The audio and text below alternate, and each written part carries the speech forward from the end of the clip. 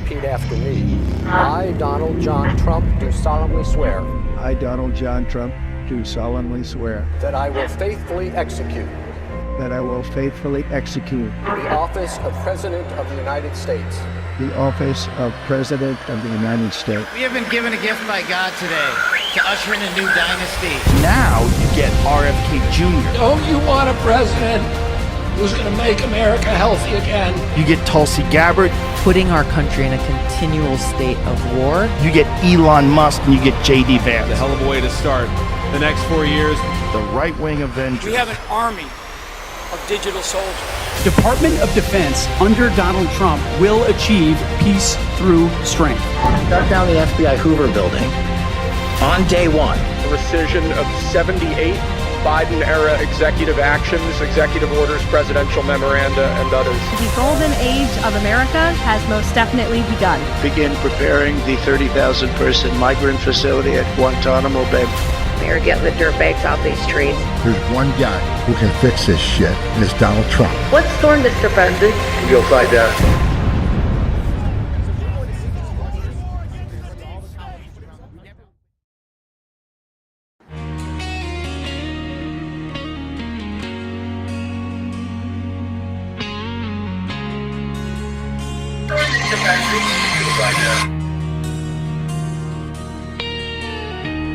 Thunder rolls, the fire's in the sky.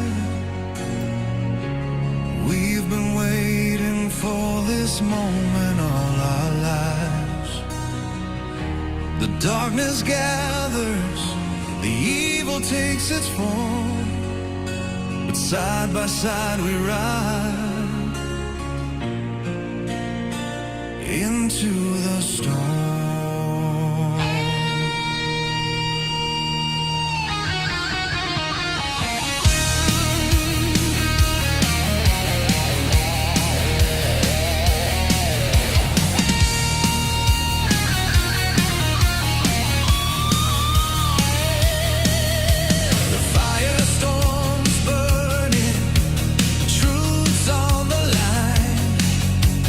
They thought they could blind us.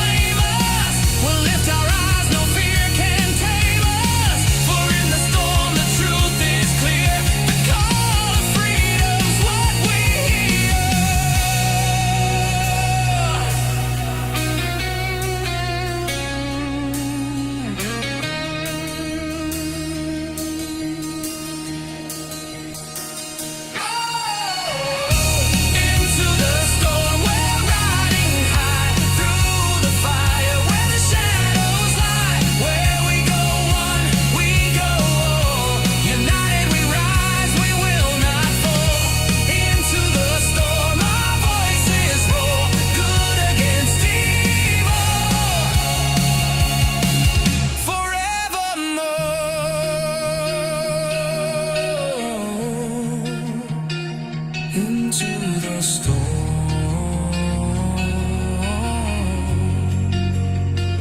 into the storm.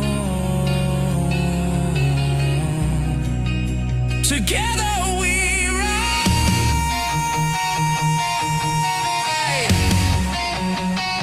into the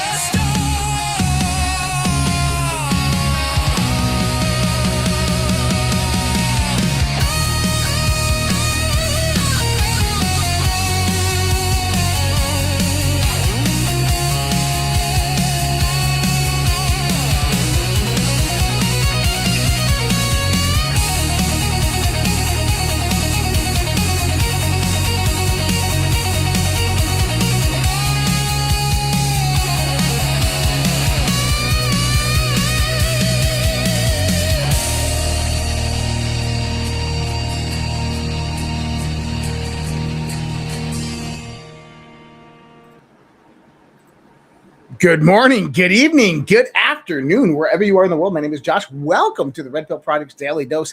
Live with you Monday through Friday. Hope everybody is doing well out there and had a great weekend. We've been off for a couple of days.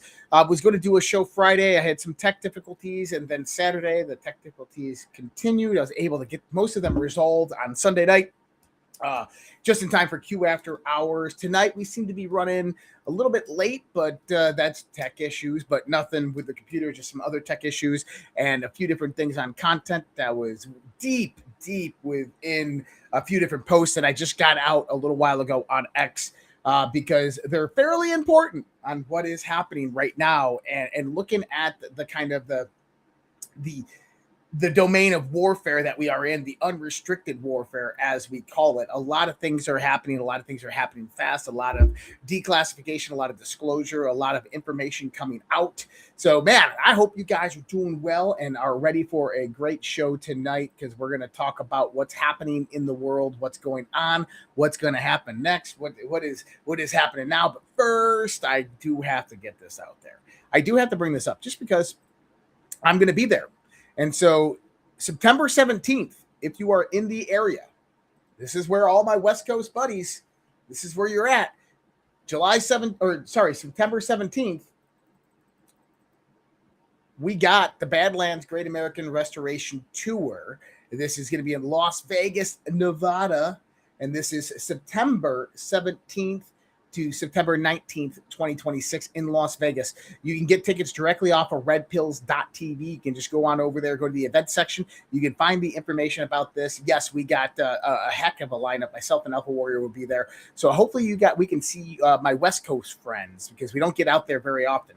So that's going to be, Utah, Arizona, Nevada, Washington, California. Guys, get out to Vegas. Come and visit us. It's going to be a phenomenal time, so I hope you guys can come out there. And over on redpills.tv, if you're looking for that web, you're like, what's Josh's website? Man, does Josh have a website? Yes, I do. Redpills.tv right there. You can find all that information over there. Redpills.tv. And 100%, you can just go over there. I mean, I don't send out any emails, so don't worry about that. Occasionally, I'll send out a newsletter or something like that, but very rarely. Let's kind of get into the recap of this weekend. A lot of different kind of flows of this weekend. We had some declassification that came last week. This was Oxford, comma, with the misspelling of the word Oxford, which just happens to also be a quote that James Comey talked about in 2018 pertaining to his book of how he used an Oxford comma and how he likes Oxford commas.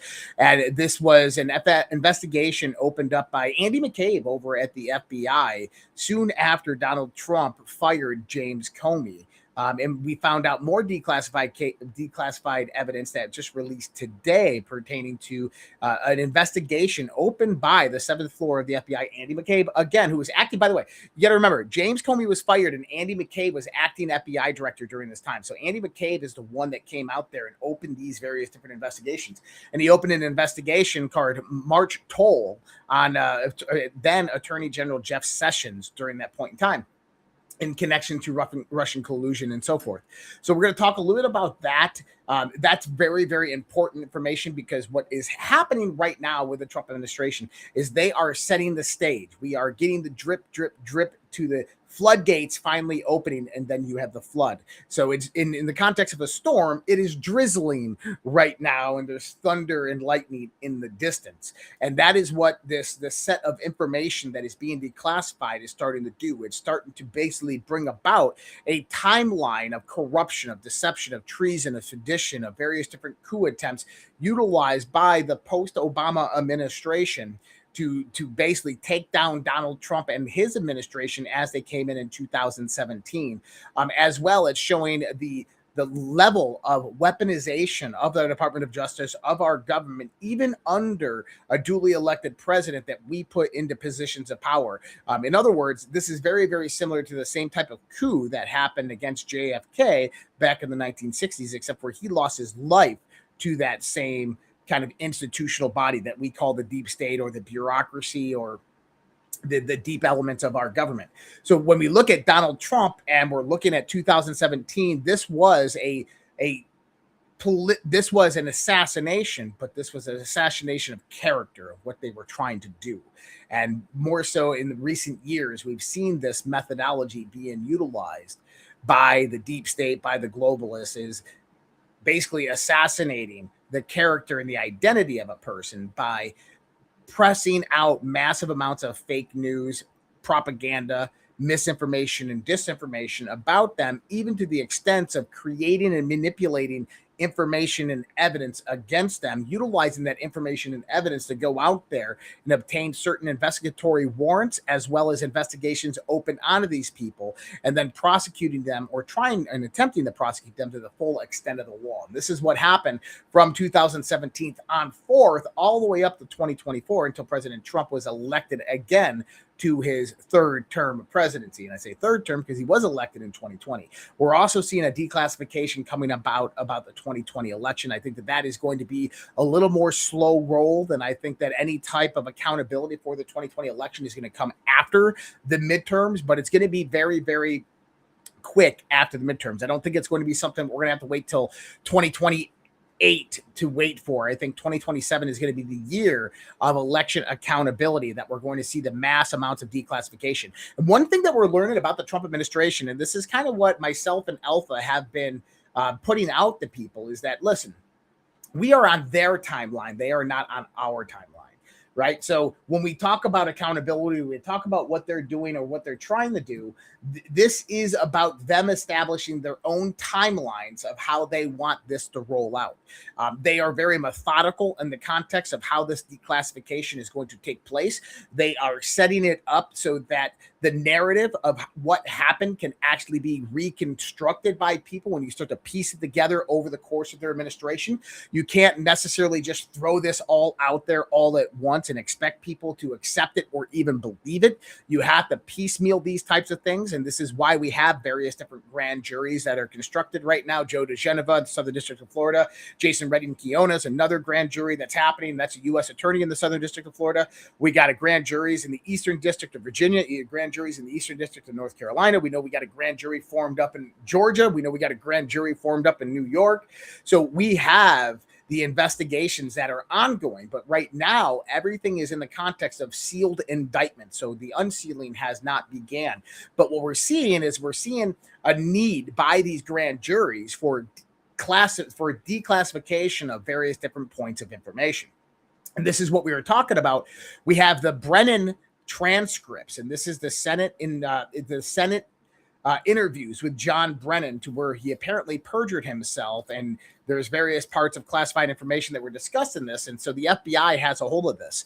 And Joe DeGeneva has been requesting these documents from the Senate and from the FBI, and AG Todd Blanche, the interim AG at the time, did not subpoena these documents directly from the FBI, and there's a good reason to. He was still the interim attorney general. You're not going to go out there and you're not going to start throwing tables up and kicking down doors while you still need to be confirmed by the Senate. You have to kind of move slowly. So now that he is a confirmed attorney general, it is time to fucking take things to the next level. The indicators of this were that the post that came about this last weekend by General Michael Flynn. We're going to look into this post and the decode of it. I did break this down on Q After Hours last night, but we're going to definitely do this again. Kathy says, Josh, breathe. You'll pass out, face blue smiling. Listen, I don't need, I'm breathing fine. It's just when you're on a roll and you're going into this stuff, you can't stop. You just got to keep going, because I think that the people deserve that information to basically go out there and hypercritical analyze what is happening in the world. So I mean, when I'm on a roll, man, I'm on a roll. We're just going to go with it. All right. So the White House this weekend posted an interesting piece. This order restored, the Capitol reclaimed. I love this. And the reason why this is actually really cool is, number one, is the Capitol restored. And I know people are talking about the misspelling. There's two variations of spelling of Capitol. There's C-A-P, there's C-A-P-I-T-O-L, and there's C-A-P-I-T-A-L. Both are completely fine, and I think that the context here, I don't think that the misspelling matters there. I don't know. That's just my thought. But we have this Game of Thrones style video that plays out by the White House. The Capitol restored. And then what do? Look closer here. And by the way, it's playing to the Game of Thrones. So this is what I want to focus on. The Capitol restored, lightning bolt, order restored, the Capitol reclaimed, crown. Now, why is that so crazy? You ready for this? What did General Michael Flynn put out this weekend? He put out a post pertaining to the storm has arrived, right? Let's look at the wording that he used in this post. Let me bring this up. Now, I broke this down last night, and this is more of a warning than it is that, hey, D-class is happening, all this stuff. No. This is General Flynn doing what General Flynn does, is he is laying the warning sign of what we're about to see, because shit is about to hit the proverbial fan. He says, breaking, the storm has arrived. In the old days, one would ring church bells warning of an incoming storm. People from all around the world would understand exactly what is happening. Right now, church bells across the country are ringing. The question is anyone listening? And he goes into the threat of communism and socialism on the rise within our local, our state, and our federal governments, our institutions. And I think this is more of a warning prior to the midterms of what we know is going to come out in the context of accountability, of declassification, of how the Democrats, they know that they cannot win this election. They are absolutely broke. We are watching the end of the Democratic Party as we know it. And with that, they are going to fight back, because this goes back to the same ideas of what I've talked about for many years, is the firestorm and scorched earth. Scorched earth is when you have nothing left to lose, but you have all the resources in the world. What do?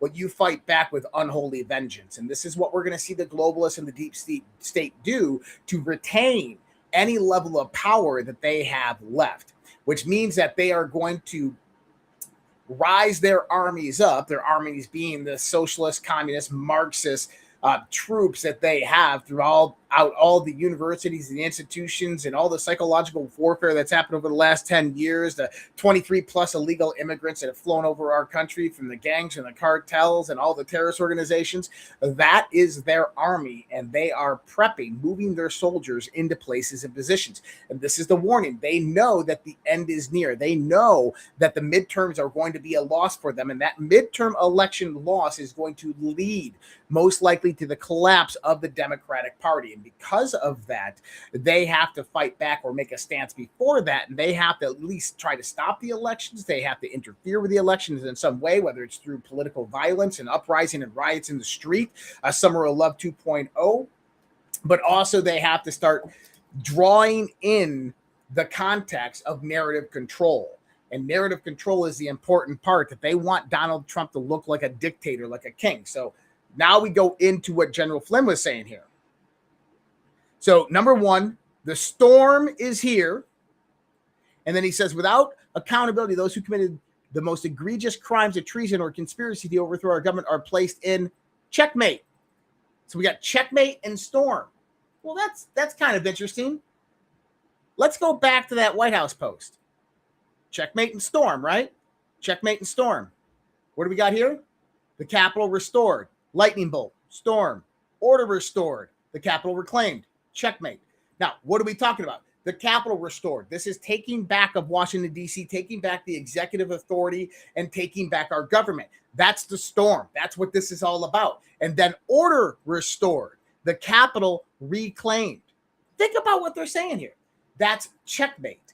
Order restored is because of when you have them all rise up and fight back. Now, here's the video. It's the Game of Thrones theme song. Think about this.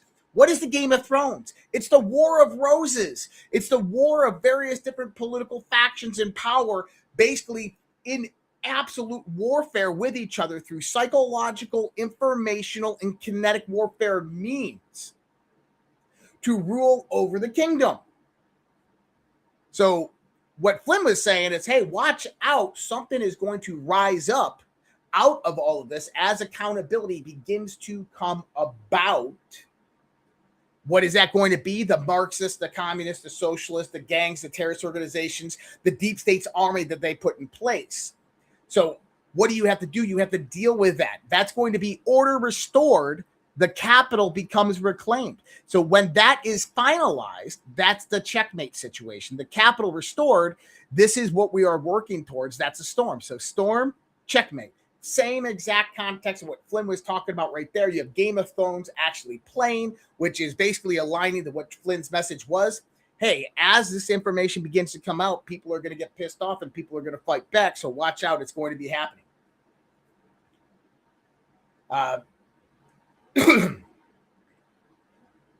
Yeah, you're right. Capital is spelled that way when it pertains to money. Money. So let's do this. Let's go here. I want to type in something.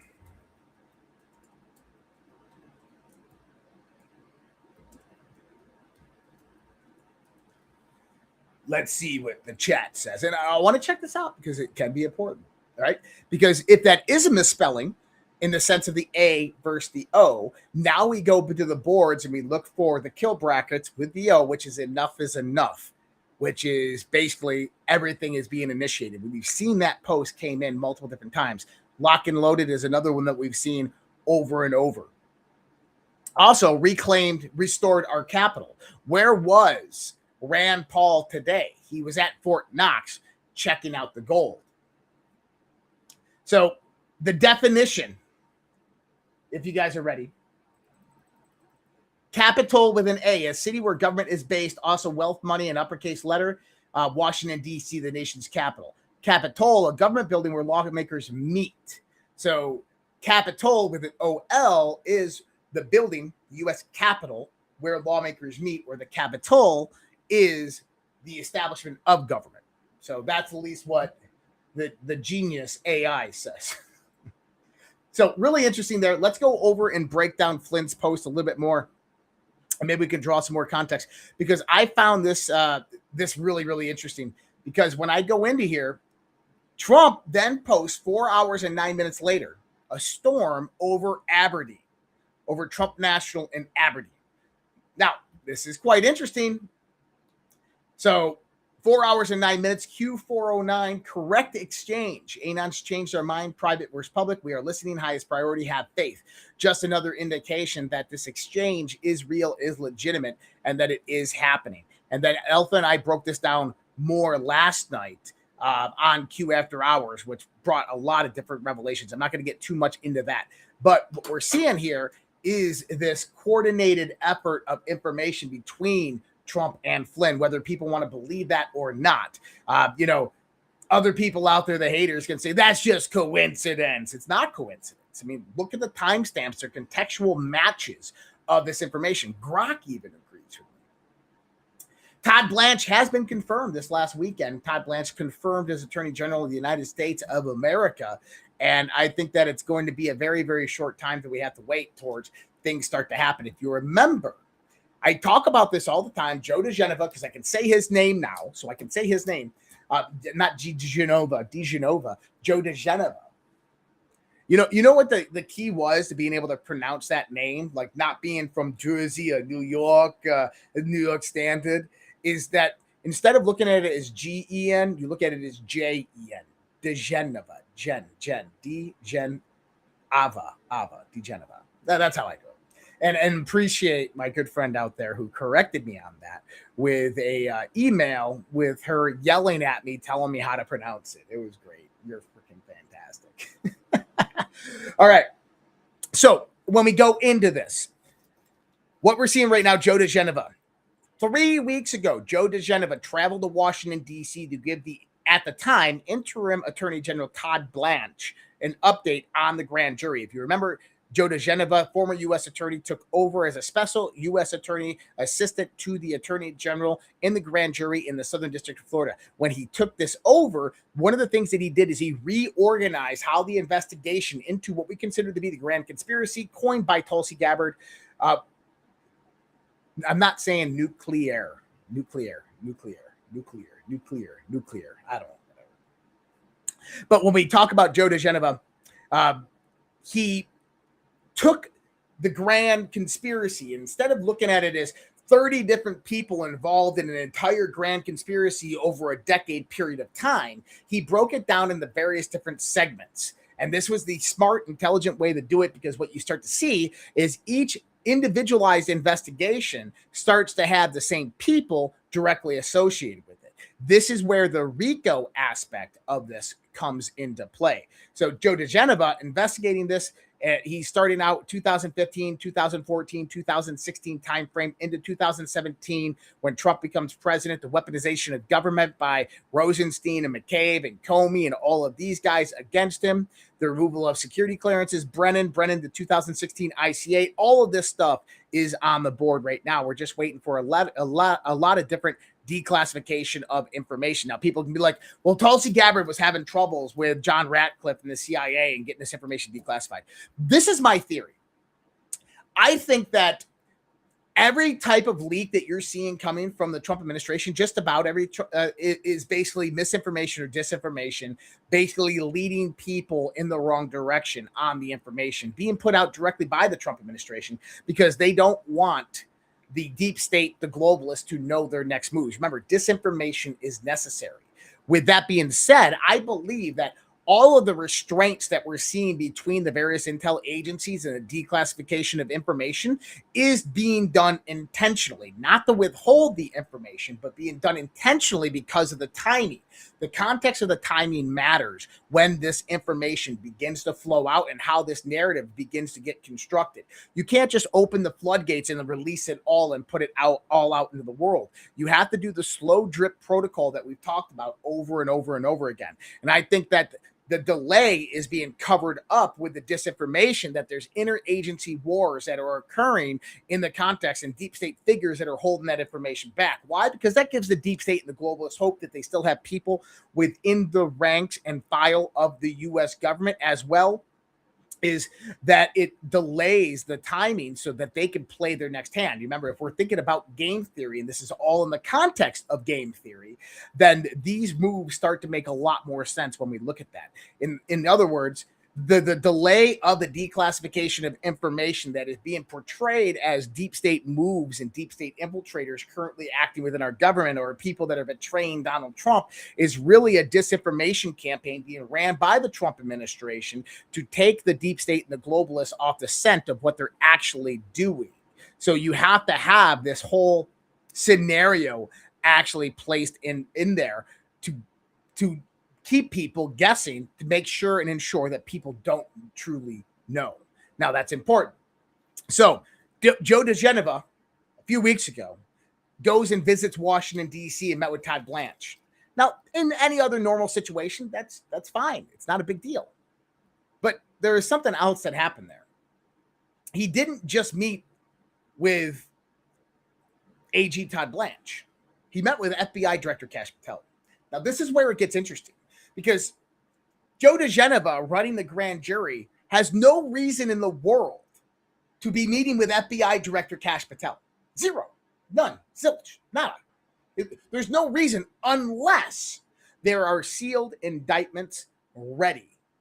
Now, going back to the information, you got to remember the military has it all. And I haven't said this in a while, and I think it's important that from 2008 to 2024, 2025, U.S. military intelligence has collected every single damn piece and data bit of information that has ever been spread over the airways, wired or wirelessly.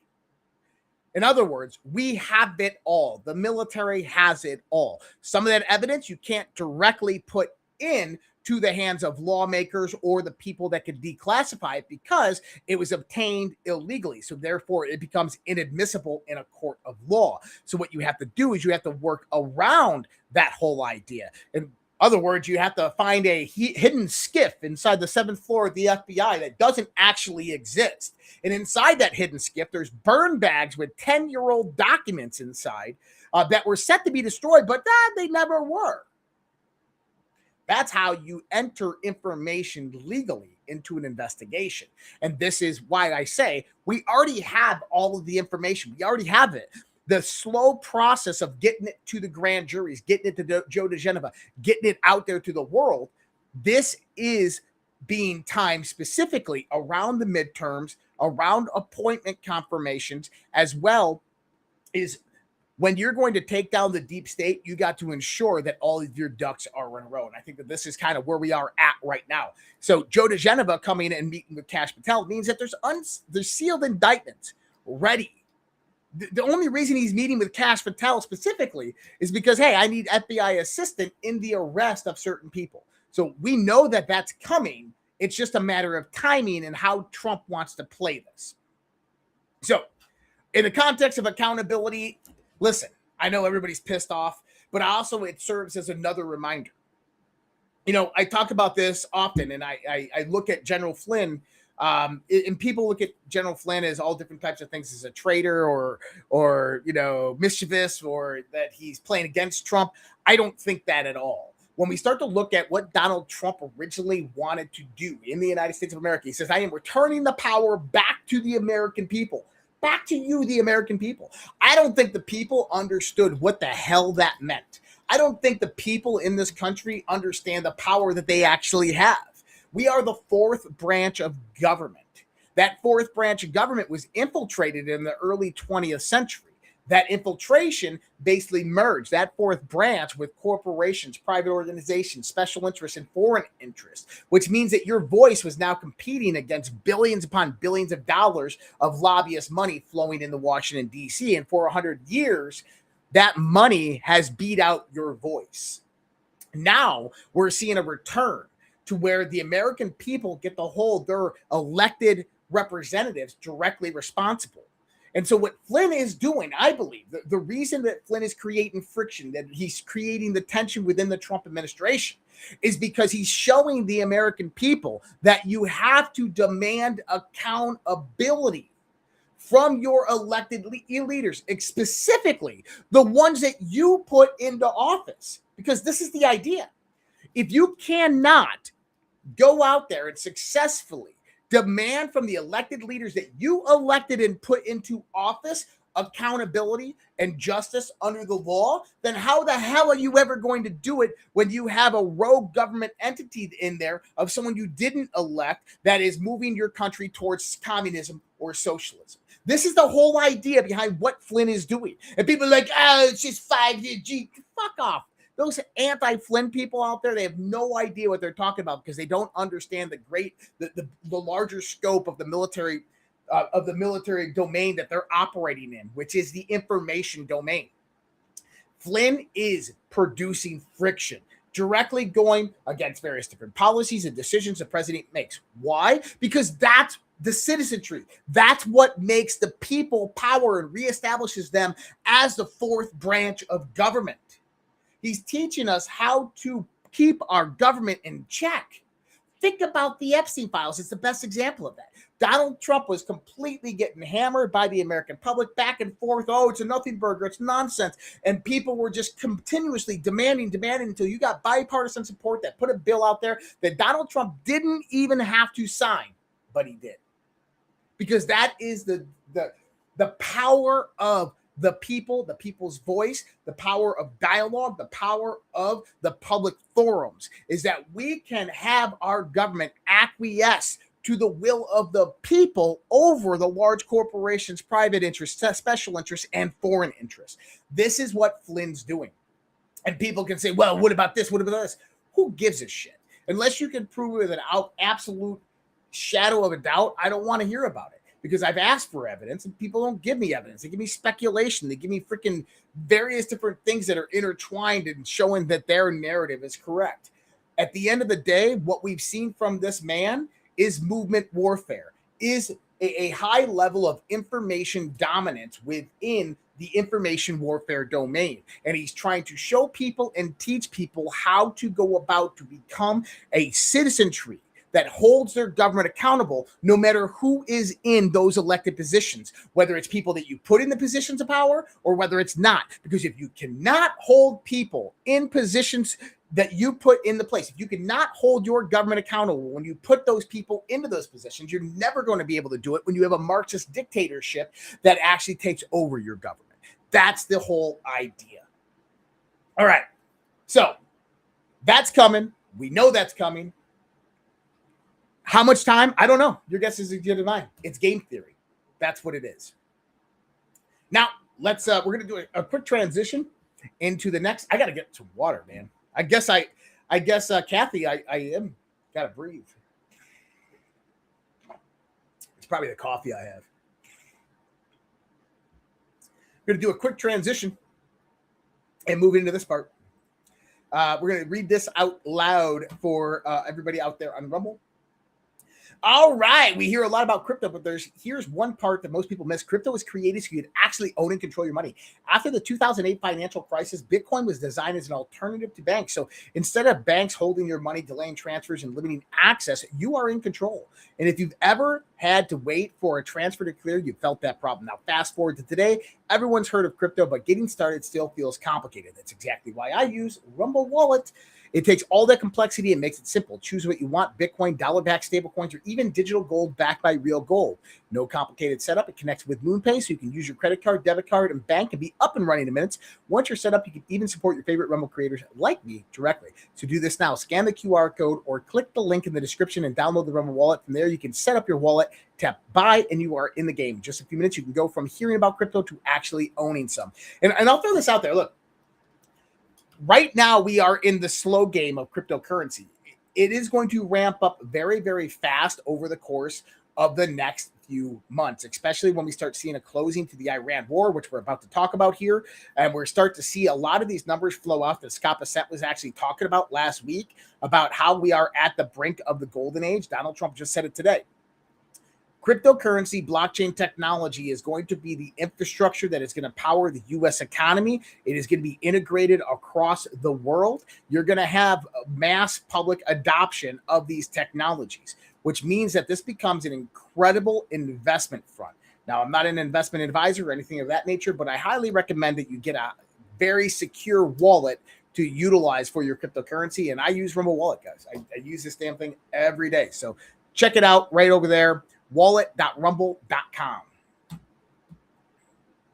All right, cool. The Iranian threat. You know, immediately after Trump landed in Turkey to the NATO summit a few weeks ago, and we heard that he had to drop the new Air Force One off in England, in Britain. I came out and said something. This is before we had any information. And I said, I know why. I said it is because there was a compromise on the various different anti-missile defense and countermeasure defense systems on the new Air Force One. And they found this out mid-flight, called in the actual Air Force One, the first Air Force One, to meet them in Britain, of which it did, and took them into Turkey. Now, we're getting more confirmation of this every freaking day, but there is something else that actually happened here. And this is where it kind of gets really bonkers.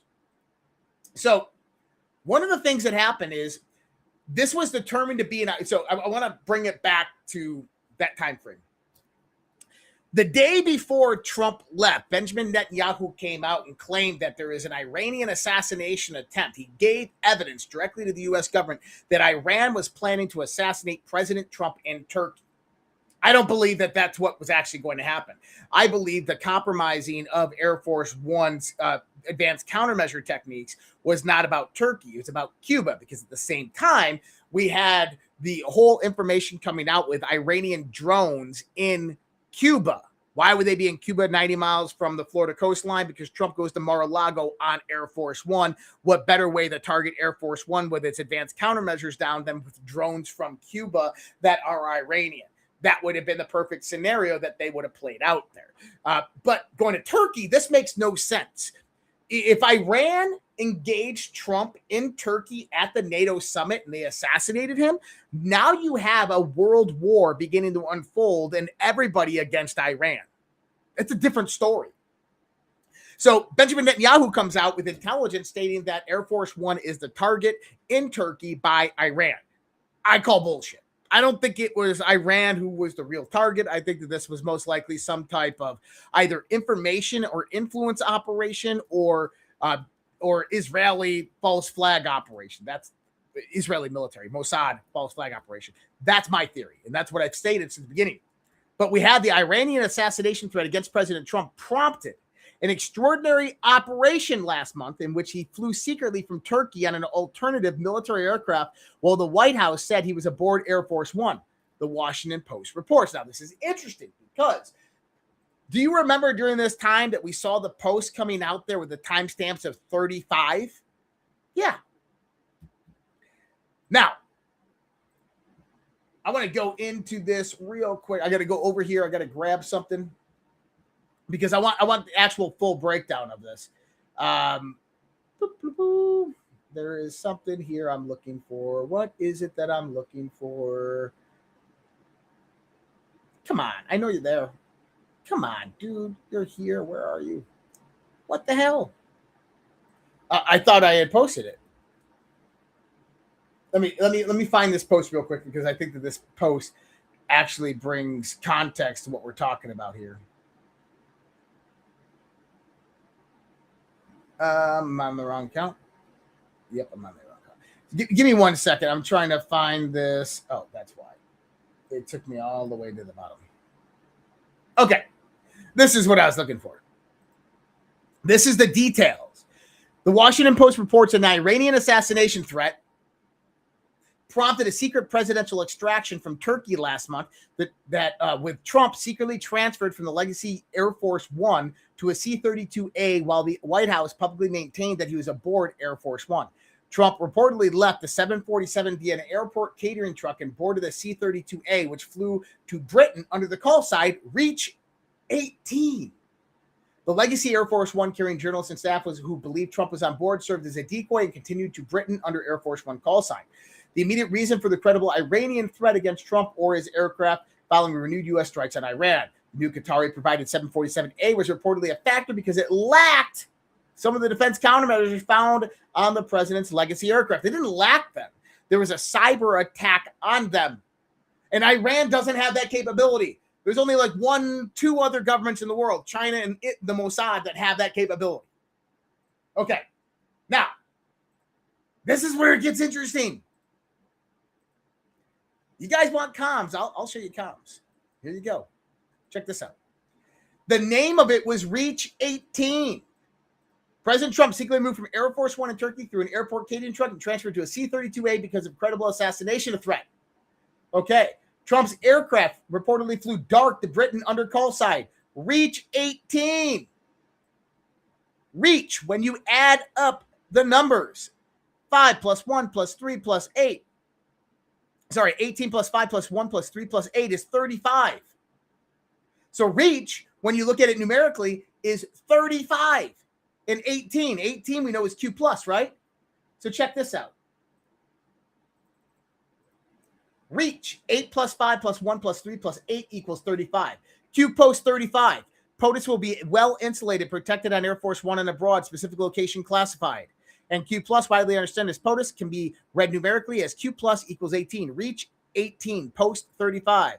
POTUS protected aboard. Air Force One used for deception. His true location classified. Direct threat against the president. Coincidence? I don't think so, guys. But how about the comms and messaging in that? That is fucking badass. And people are like, that's just coincidence. I don't believe in that level, style, type of coincidence. All right. So this last weekend, man, you know, 2025 was an interesting year because I laid out a lot of information about Middle Eastern politics and what was happening in the reorganization efforts in the Middle East. Now, this goes back to that attempted assassination attempt, or the idea of the threat of the assassination, of why they moved to the C-32A for Trump with call sign Reach 18. Why did they do that? Because they took the threat as credible. Listen, if Trump had credible evidence of an Iranian assassination attempt, he would have bombed the shit out of them with a decapitation event, but he didn't. In other words, they knew that the threat was credible, but they knew it wasn't from Iran. Not only that, is the former Secretary of the Air Force has had his security clearance revoked. Who would have known this information? The former Secretary of the Air Force, who was on the classified channels on the various different networks, knowing about this. Begin to put this all together. Former U.S. Air Force Secretary has his security clearance revoked today, right when this news breaks in the Washington Post. Okay. But going back into this, when you start to look at the Middle East, you have a lot of dynamics. You have Persian, you have Arab, you have obviously Israeli. You have various different Islamic sects of religious ideology. It is a melting pot of ideological indifference. That's one of the main reasons that it has been destabilized so much over the course of the last 100 years. The other reason is because of resources, wealth, money. Always follow the freaking money. This is about money. This is about power. This is about control. This is about the future. He who controls the resources and the accessibility of the resources controls the future. And so what we've seen with Trump since he's came into office is he's been setting up a lot of defense cooperation agreements and defense pact agreements with these GCC nation states, the Gulf Coast community, the various different allied members that we have within the Middle East: Saudi Arabia, Qatar, UAE, Bahrain, Kuwait, even Turkey. We've seen this unfold over the course of the last year and a half to almost 2 years. This started out with over a $600 billion defense pact and agreement with UAE, Saudi Arabia, and Qatar at the beginning of the Trump administration, which, by the way, Netanyahu and his administration were completely against and publicly came out there stating that they were against this agreement and did not want it to happen. But it happened anyway. Donald Trump then negotiated the Gaza peace deal, establishing the Board of Peace and bringing in the International Security Force, of which Israel protested because they didn't want Turkey to be a member of the ISF. So instead you got Jordan and various other nations over there. But what is the Gaza peace deal? The Gaza peace deal basically establishes a two-state solution, something that Netanyahu, Israel, and the Knesset never wanted and never would even put on the table as an option. Donald Trump negotiated this. This is what is in place right now, a two-state solution. And it's well underway. Now, Netanyahu came out last week and said he rejects the 15-point peace deal and will not move out of Gaza or southern Lebanon, because Hamas is still a threat. That's complete antithesis of what Donald Trump is trying to do.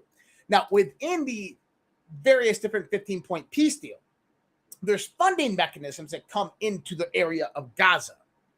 These funding mechanisms are Qatari and Saudi Arabian money and other Arab money flowing into Gaza, building out infrastructure, building out hotels, beach resorts, golf courses, massive skyscrapers. Why? Because when you build an infrastructure in that area of Gaza and you modernize it and you put trillions of dollars behind that infrastructure, and then you're now well armed and you have a defense cooperation and pact agreement with various other GCC nations, not including Israel, and Israel wants to go in there and drop a bomb on your newly constructed infrastructure, guess what happens? You get your asses kicked by all these other nations. And it doesn't matter what level of technology you have. You're obsolete by sheer numbers. In other words, it produces a scenario to where Israel's aggressive nature in the Middle East becomes obsolete because now they are surrounded by U.S. weaponry and various different alliances that are forming. Now, Trump just had the Iraqi prime minister in the White House discussing U.S. infrastructure being built out in Iraq.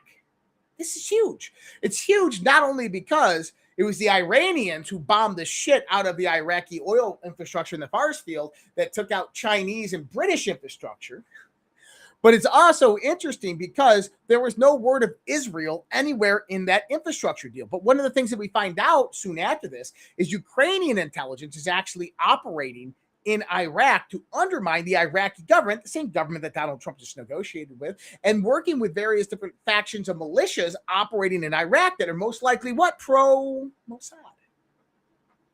In other words, what I'm trying to show you is that the objectives of Israel in the Middle East are not the same as President Trump's, and President Trump absolutely understands this. But what you're seeing is interference and deterrence patterns being ran by Israel to stop the implementation of Donald Trump's objectives while further expanding into the scope of Israel's objectives. Now, what are Israel's objectives? When you start to listen to Benjamin Netanyahu, he was talking specifically about Iran. He basically releases the whole ideology of what he is trying to do. It's not religious in nature. It's not the greater Israel theory, although that is the driving force that is behind it within the context of the information. It is something else entirely. I've talked about this for a very, very, very long time. When you start to look at the future, you have to look at technology. When you start to look at technology, you have to look at what technology is being ramped up and becomes a weapon against a nation over nation. And that's artificial intelligence. We're moving to the point of artificial superintelligence. And whoever obtains it first, whatever country obtains artificial superintelligence first, is going to lead the next 100 years of the future of this planet, of technological innovation, of strategic warfare, of political dominance. That organization, whoever that is, that country, will dictate what happens next because they will be so far ahead of everybody else, it's not even a competitory landscape anymore. So keep that in mind for a second, because artificial intelligence relies on three base foundational aspects: data, computation, and energy. Without those three things, nothing can happen for artificial intelligence. Now, Donald Trump, going in with his deterrent China strategy, his proxy strategy against China in the aspects of unrestricted warfare, has basically targeted these three domains against China. The TikTok bill and everything like that, that's data. When you go into the idea of computational power, that's Taiwan and protecting Taiwan. That's bringing the chipset makers over to the United States of America. That is showing China that we can shut down the Strait of Hormuz, which means we can also shut down the Straits of Taiwan and the Straits of Malacca, which are the direct supply chains into China. Then you go into energy. China had a three-legged energy dominance on the planet to where the whole world could be without oil, and China would still have oil from these three sanctioned nations around the world: Venezuela, Iran, and Russia. Donald Trump obviously redirected Venezuelan oil through the southern Gulf states of the United States of America, now going to China, so the United States controls that flow. They took back the Panama Canal. They had accessibility to various different resources. They dismantled the Belt and Roads Initiative all throughout Central and South America, basically kicking China out of a lot of their rare earth mineral and metal deals that were occurring through the BRI in those various different countries are now being reorganized towards the United States of America, and the accessibility of that through the Panama Canal has been shut off and under U.S. control. So that's key and clutch. The number two part is various different negotiations with Russia. Russia is a kind of is an intermediary player that in a far distant third in this AI race. They can't compete with the US or China, but they're going to align with one of them depending on who becomes the top dog. If China becomes the top dog, Russia's going to align with them. If it's the United States, Russia's going to align with us. And we see this through the Alaska summit and the various different kind of deliberations occurring between President Trump and Vladimir Putin with the various ideas of utilizing the Arctic, going out there and creating mining exploration companies and doing more oil drilling and mining and controlling the Arctic with Russia and U.S. superiority. That's the whole idea behind that whole area. China knows this, so China seeks to undermine both of these countries at the same time. And that's going to be very, very, very important. China seeks to undermine not just the United States, but Russia. They want to keep Russia in check. They want to ensure Russia's always going to be a distant third competitor on the level of a superpower, because China wants to become a global global hyperpower. They don't want to be a super, but they want to be a hyperpower. What does all this have to do with Israel? It has everything to do with what Israel is doing right now. So now back up. Going back in, we have this. Trump has been targeting all of these various different proxy methodologies to understanding how AI infrastructure is built out. Data, power, and data, compute, and power or energy. So that's what all of this turmoil that's happening in the world, all this chaos in the world is all about specifically right now. And this is key and paramount to what happens next, because the prosecutions against the globalists and the deep states mean shit if you lose to China. I want people to understand it. It means nothing if you lose to the Marxists and the communists, because the Marxists and the communists just won while you were prosecuting these people. So that's why the timing aspect of this is incredibly important. Now, going back to Israel, when Donald Trump went into Iran, he came out and claimed that our objectives are much, much different than Israel's. Well, Benjamin Netanyahu actually had a lot to say about this. He came out and he started talking about their objectives. He said, hey, our objectives in Israel are not the same as Donald Trump. He goes, our objectives are to rise Israel up to a global, regional superpower, and then a global superpower. And then when asked how he was going to do this, he says, well, we're going to control all of Iran's oil. We're going to build a pipeline with our partners at Chevron from Iran under the Strait of Hormuz into Israel. We're going to offload that oil into the Mediterranean.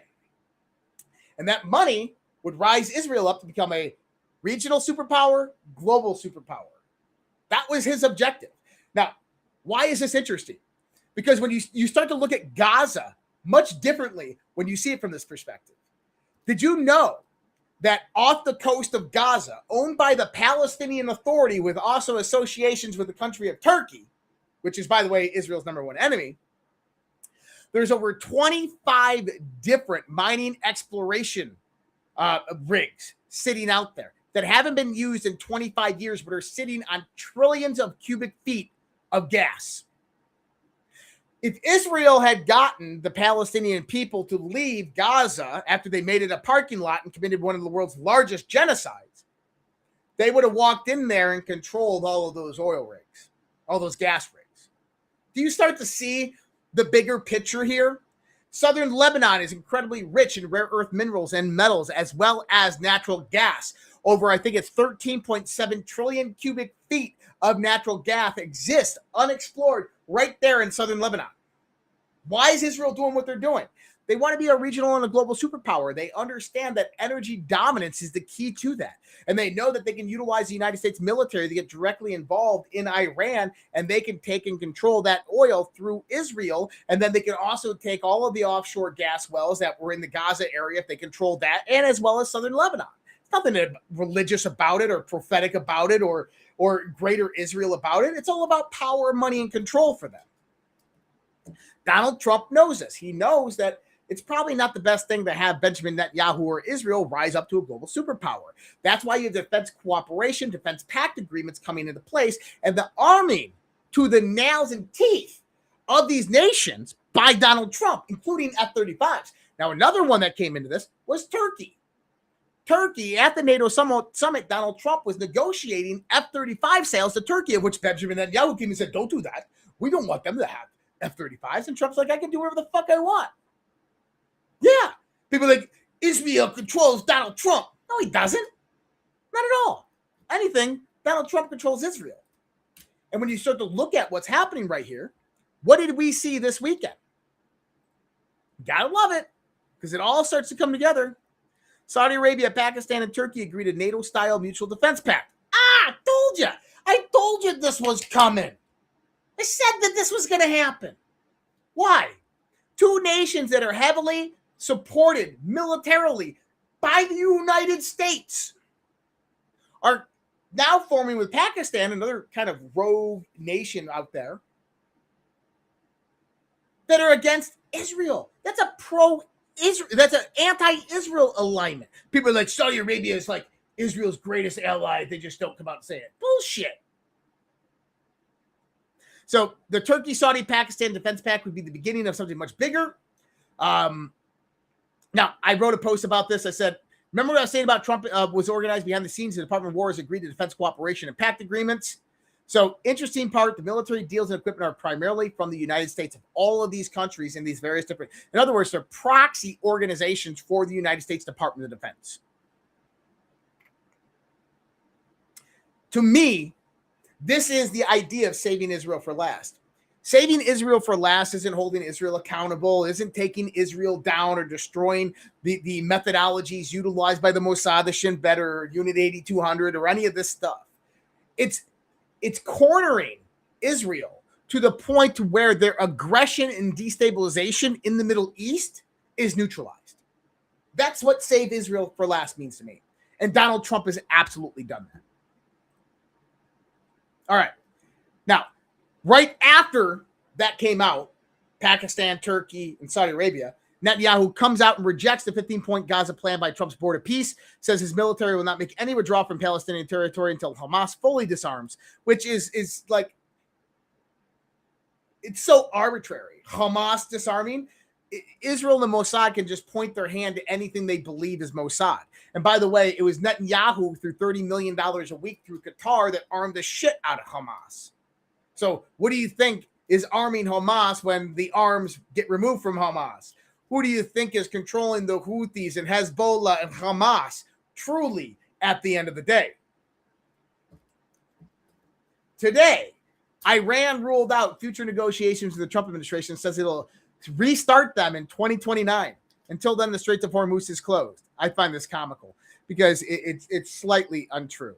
It's just not, it doesn't make any sense that Iran would do this. So Iran remains defiant, demanding U.S. concessions as well. So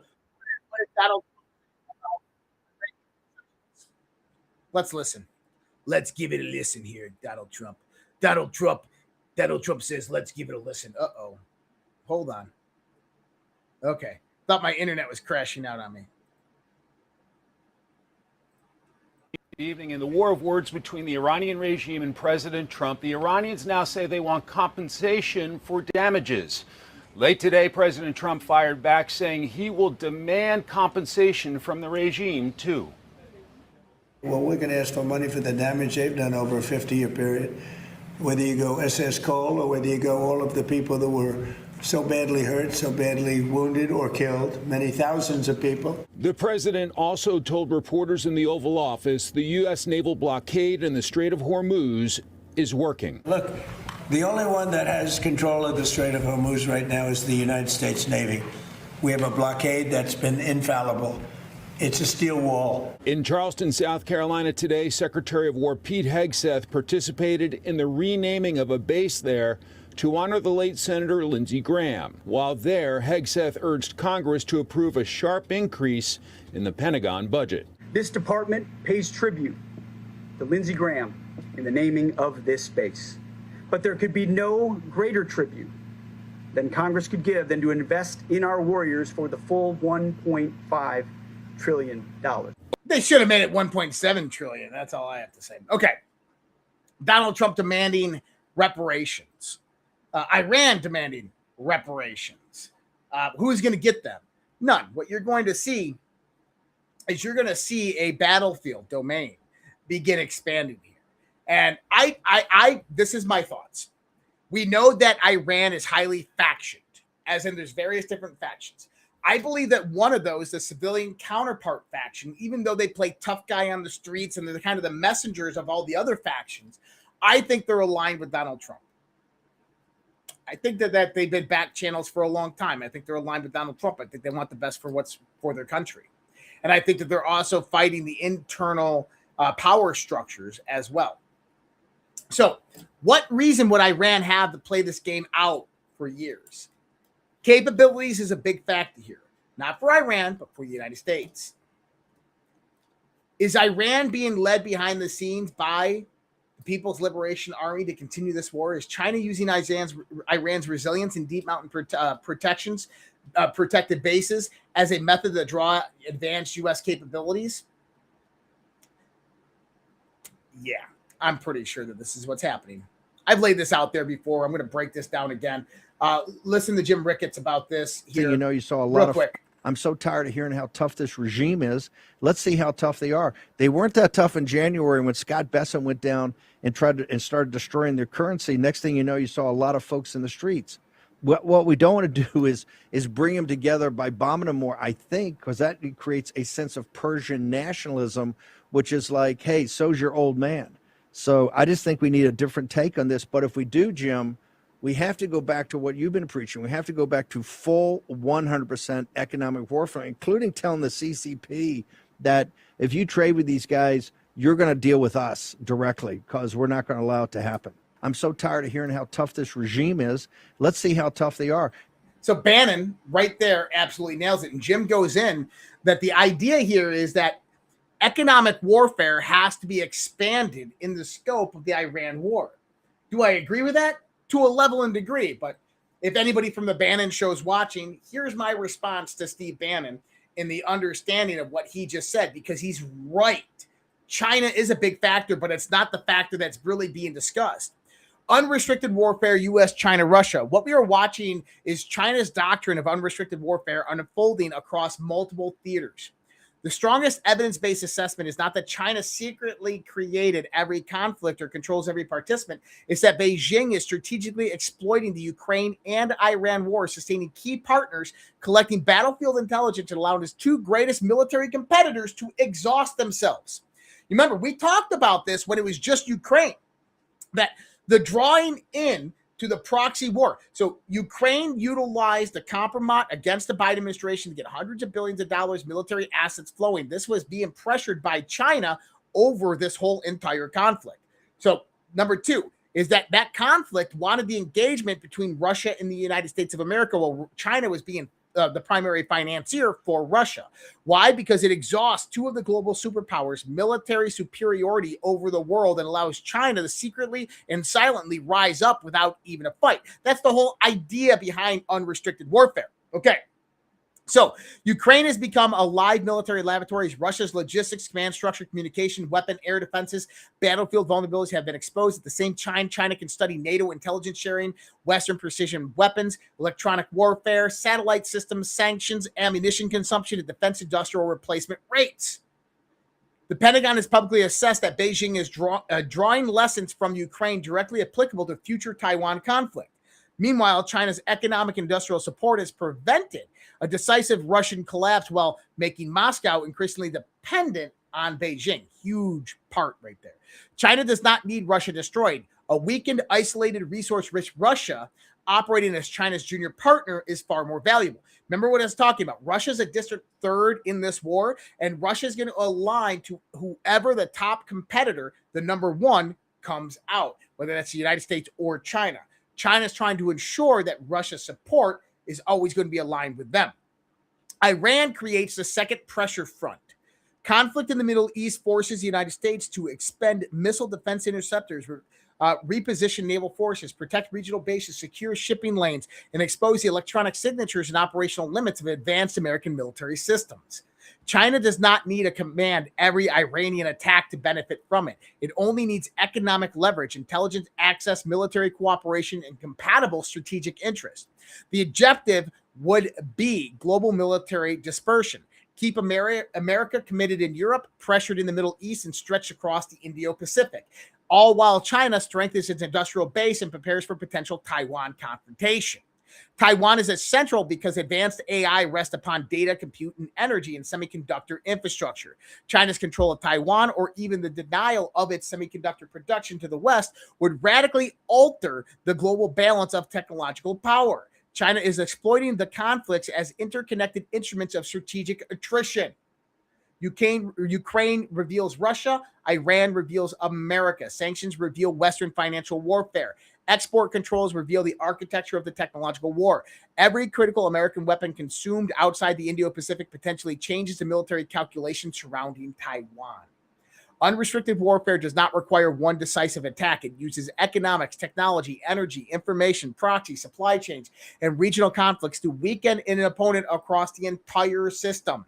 The objective is not necessarily to defeat the United States in direct war. It is to create a moment when the United States can no longer respond decisively everywhere all at once. Welcome to the realm of unrestricted warfare, because that is what is happening right now. And we are seeing this. Not only that, I think that there's also an expanded scope here, is that Iran has a very, very strong advantage, and that is the large nature of its country and the fortification of its military installation 10 miles beneath mountainous rocks. Here's what I think China's doing. I think that China is pressuring Iran to elongate this conflict and war as long as possible, because they're trying to prompt the United States to bring out new strategic capabilities that have never been used before in the warfare theater against Iran, so that China can begin to see where they stand. I think that that's one big part of everything that's happening right now. And we're going to see more of that potentially in the context of the next few weeks. All right. Man, there's a lot of news. Oh, man, there's a lot of news here. Let me see here. All right, we're going to run this real quick, and then we're going to get into this part. We can get on with the flock this stuff, right? You probably know this, Rumble isn't slowing down, but more creators, more content, and a platform that's actually putting users and free speech first. And if you're watching here regularly, there's a way to upgrade your entire experience. Right now, Rumble is running a limited time summer sale and Rumble Premium, and it's the lowest price they've ever offered. With Premium, you get ad-free viewing across the platform, no pre-rolls, no interruptions, just the content you actually came for. Plus, you unlock exclusive content from top creators like Steven Crowder, Dr. Disrespect, special live events, and more you won't even see anywhere else, including this guy right here. Here's the deal. Normally, Rumble Premium is $99 a year, but during the summer sale, you can lock that in for just $69 a year for life. Not just 1 year. Every year you stay subscribed, you keep that $69 rate. No promo code, no extra steps. Just go to rumble.com/premium, and the summer sale price is already applied. That's rumble.com/premium to lock in the lowest price Rumble's ever offered. Ad-free, exclusive content, and a price that never goes back up, but only if you grab it before the summer sale ends. This show is sponsored by Rumble tonight. Figure that out. All right, General Flynn with a very interesting post today. Flock this. This was an interesting post. This took me a while to figure out, but I figured it out. General Flynn said, I say we put a flock device with audio capability on Jared Kushner and Stephen Witkoff so we can watch and listen to the wonderful peace deals they seem to be cutting for America. I'm seriously interested because whatever the flock they're doing, it doesn't appear to be flocking working. What the flock? Has anyone seen or heard from these guys since the latest peace agreement in the Persian Gulf? I heard they were on their way to flock around in Moscow. I'm so flocking disappointed in Congress for not calling them in to let America know what the flock they're up to these days. I'd like to flocking know. They are involved in some hugely important decisions that will affect our country for many flocking years to come. What the flock? And then he also posted this image. Where is it? I thought it would be easy. It would be right there. There it is. Flock around and find out. That was posted by Flynn. Okay. What the flock is this all about? Well, there's more to this than meets the eye. So Flynn posted this at 13:45. 13:45, people. Why is that interesting? Because that's a good timestamp.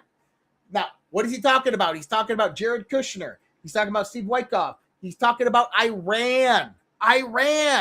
Now, let's check this out. Let's just check this out. 1345. On the cue boards. Right here, May 12th, 2018. Reread crumbs. Iran. It was never about worldwide safety or security. It was never about nuclear disarmament. It was about opening up new untapped markets. It was about securing a black site, the exchange, Uranium One, the risk of the welfare of the world. Why? Money, organized, planned by so forth, carried out by Hussein. Remember, he's talking about Uranium One, but this is reinitiating this in the idea of what's happening. Define bribes, define kickbacks, special interest groups. What ESEU companies immediately closed large deals post-Iran deal? They never, we are the people panicking about Iran deal pullout. They never thought she would lose. Truth coming. Define bribe, define kickback. So this is indicative to me of what Flynn is talking about here. Let's go into this. I want to try to jump this further. And I'm going to give you my breakdown and my assessment of what Flynn's saying. The drop argued that Iran agreement under the Obama administration was never about peace, security, or nuclear weapons. It was about opening up markets, moving money, corporate deals, bribes, and kickbacks. Flynn is questioning the peace deals being negotiated by Kushner and Witkoff from the Persian Gulf to Moscow, so from the GCC nations to Russia, and demanding Congress investigate what they're doing. Why the flock references? Watch them, listen to them, track their movements and communications is what he's saying. Or maybe someone already is intentionally. Are sensitive negotiations being exploited or leaked to people positioned to profit from oil, energy, and sanctions and financial markets? How much insider trading have we seen already from all of the stuff that's happening in the negotiations by Jared Kushner and Steve Witkoff? This is the question. We already know this to be true. So is this how it is being done? I wonder what Peter Thiel has to say about this. Why do I say that? It was his founders fund was one of the primary investors in the flock cameras. Does Palantir have advanced SIGINT capabilities? Does Palantir Technologies have the capability to listen in the cell phone conversations, to tap into CCTV cameras or laptops or digital devices anywhere on the planet? I wonder if they do. Seriously, I wonder if they do. And then could you take that information from Witkoff and Kushner and then utilize that to go out there and make deals that benefit you for billions of dollars? I wonder. That'd be really interesting. Follow the negotiations, follow the intelligence, follow the money. I think that's what Flynn was trying to say here. That's my thought. I think we're spot on with that one. All right. What do we got here? Unmasking the Truth, Accountability Revealed. Jeff Sessions, the investigation. John Solomon here. Why is my browser keeps doing this weird shit?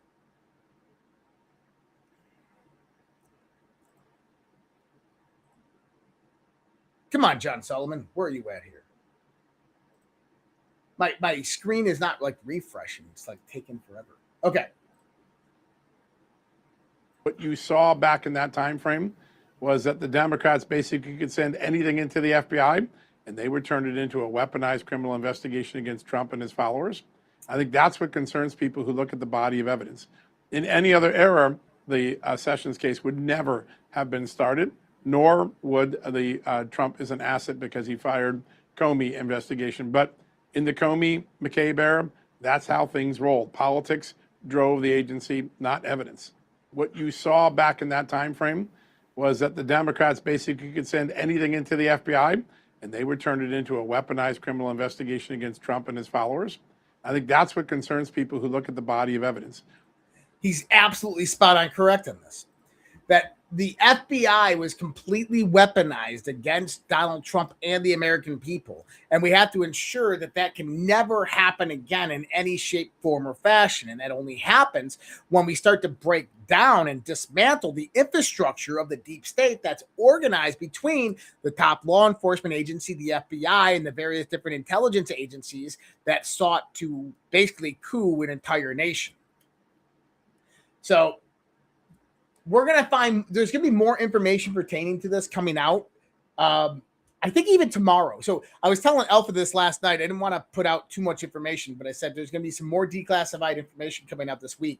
This was the first part, but I already know of some more that's supposed to be coming out. So, but it's going to be pretty damning for the deep state and for the setup in towards the 2020 election. All right. I'm going to save that type of the conversation till tomorrow. I want to talk about this more in depth because it's a longer conversation.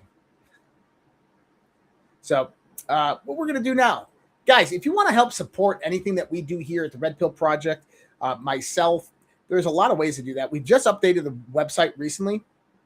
I want to go over to my sponsors page. These are our trusted sponsors. We've updated this page a little bit. Our number one sponsor here, the Immune Support Mushrooms, Pet Club 247. You can go in there. You can find out all about their various different products that they have. You can shop directly on redpills.tv.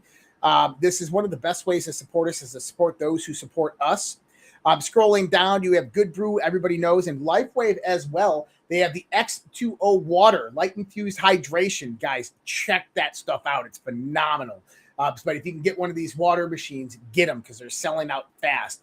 Soft disclosure, hydrate your elbows, moisturize your soul. And then we have Unicity, which will be coming on here this week. They're a new sponsor that we're bringing on. And you'll find out. We have a crypto course. If you want to learn about cryptocurrency, you can find out all about that right here. And then Tammy and the Red Pill Health Store, My Pillow, Red Pill Merch Store. But then, guys, Klausy's Kitchen.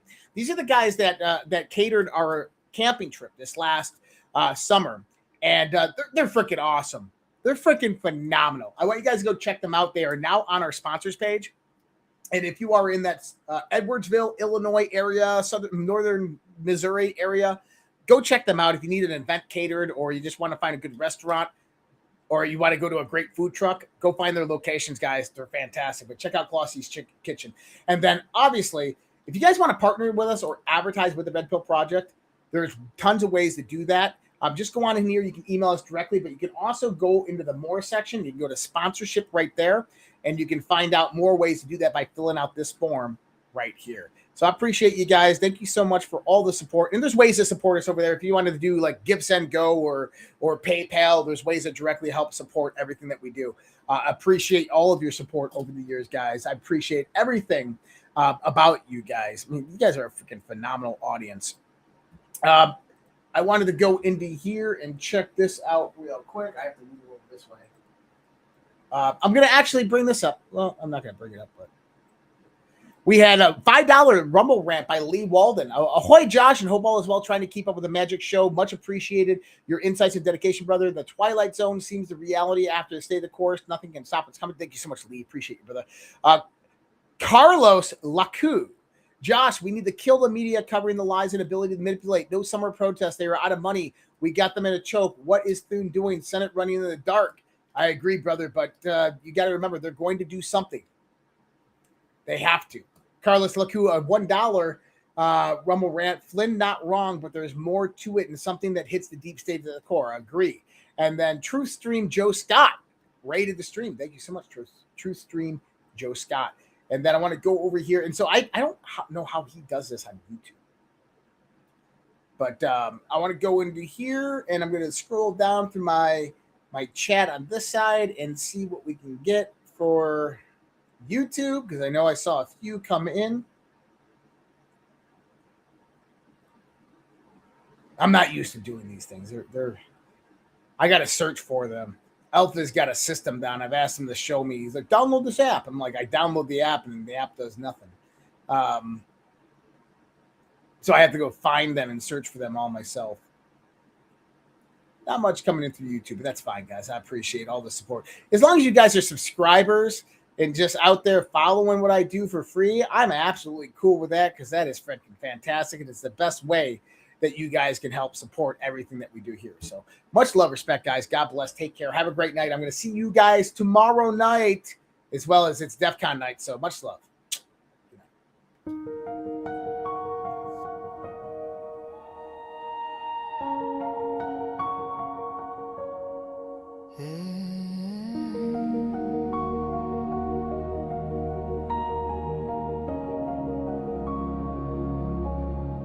There was a time when our children stood tall, hand on their hearts, one voice for all.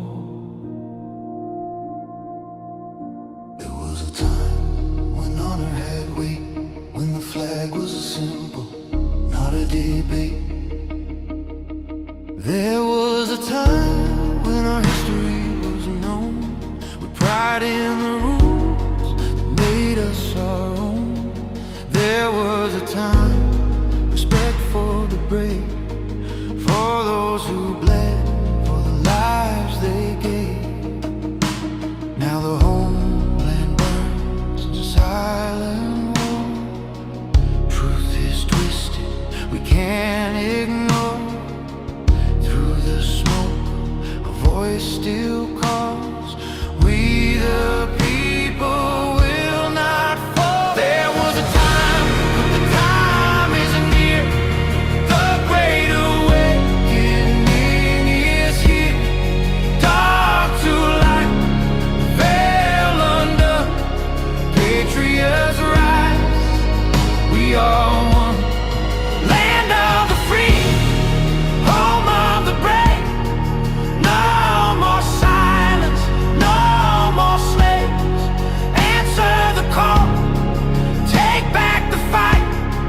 Children of freedom, stand for the light.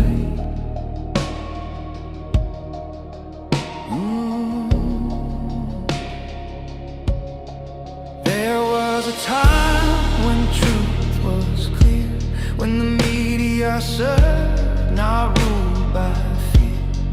There was a time when leaders stood fast, guarding the people, defending the past.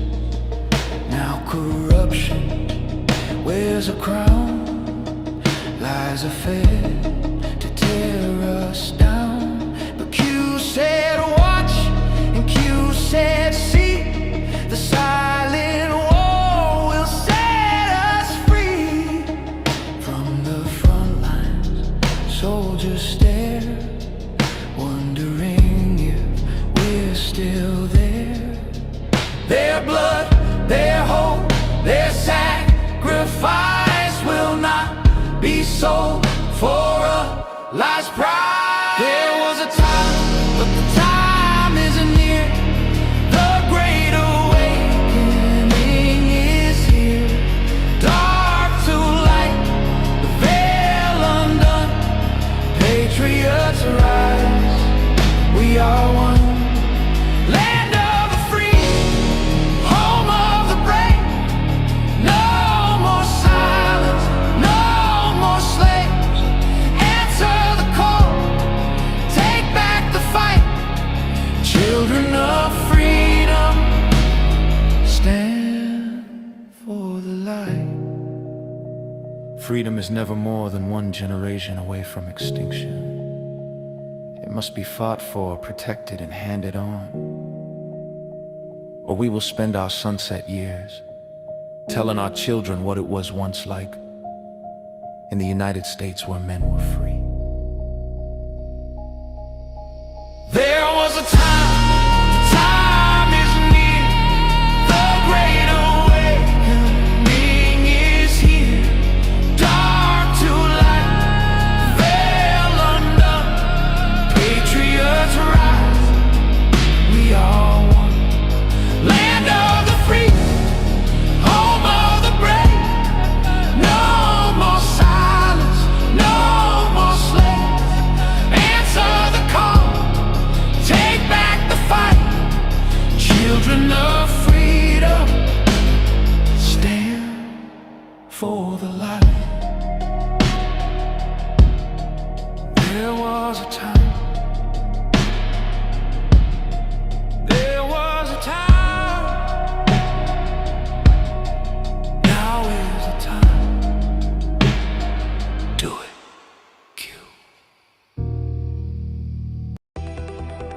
I don't have to tell you things are bad. Everybody knows things are bad. The air is unfit to breathe, and our food is unfit to eat. I don't know what to do about the depression and the inflation. I want you to get mad. I have come here to chew bubblegum and kick ass. And I'm all out of bubblegum. People should not be afraid of their governments. Governments should be afraid of their people.